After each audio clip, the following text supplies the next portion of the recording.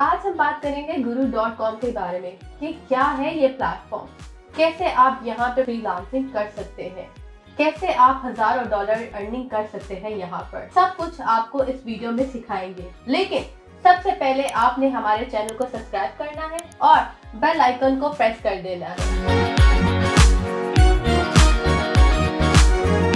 आपको याद होगा कि मैंने अपनी लास्ट वीडियो में आपको fiverr.com के बारे में बताया था। इसी तरह guru.com भी है फ्रीलांसिंग वेबसाइट जिधर आप फ्रीलांसिंग कर सकते हैं और डिफरेंट जॉब्स फाइंड कर सकते हैं। सबसे पहले आपने अपने अकाउंट को क्रेडिट करना है, लेकिन इससे भी पहले मैं आपको बता दूं इसकी प्राइसिंग का क्या क्राइटेरिया है। आपने मेंबरशिप प्लान पर जाना है और वहां पर फ्री वाला वर्जन यूज करके आप अपनी जॉब स्टार्ट कर सकते हैं।